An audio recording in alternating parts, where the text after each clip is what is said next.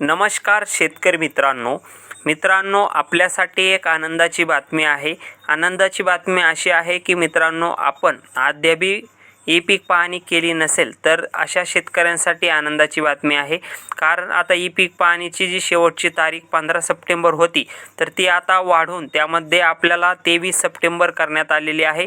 म्हणजे आपल्याला त्या ठिकाणी 7 दिवसाचा कालावधी आपल्याला ई पीक पाहणी खरीपाची करण्यासाठी आपल्याला त्या ठिकाणी देण्यात आलेला आहे।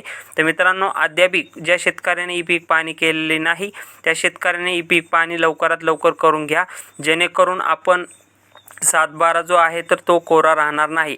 तर मित्रांनो, आपण जर ई पीक पाहणी केली नाही तर आपलं काय नुकसान होऊ शकतं तर ते मी तुम्हाला थोडक्यात सांगतो।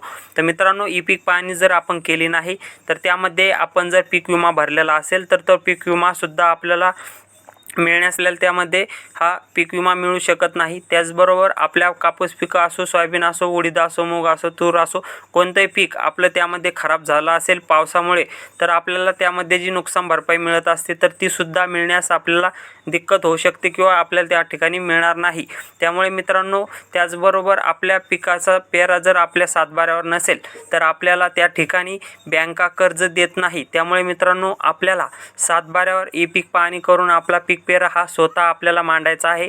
त्यामुळे मित्रांनो, कुठे जायची गरज नाही, आपल्याला ई पीक पाहणी ॲप घ्यायचा आहे आणि त्याच्यावर आपल्याला पीक पेरा हा आपला नोंदवायचा आहे। तर मित्रांनो, याचा व्हिडिओ आपण डिटेल दिलेला आहे, डिस्क्रिप्शनमध्ये सुद्धा देतो तो बघून आपण व्हिडिओच्या माध्यमातून तशा पद्धतीने ई पीक पाहणी करू शकता। तर मित्रांनो, धन्यवाद। हीच माहिती आपल्या शेतकरी बांधवांपर्यंत पोहोचवा, जेणेकरून ते सुद्धा ई पीक पाहणीपासून वंचित राहणार नाही। तर मित्रांनो, धन्यवाद। जय जवान जय किसान।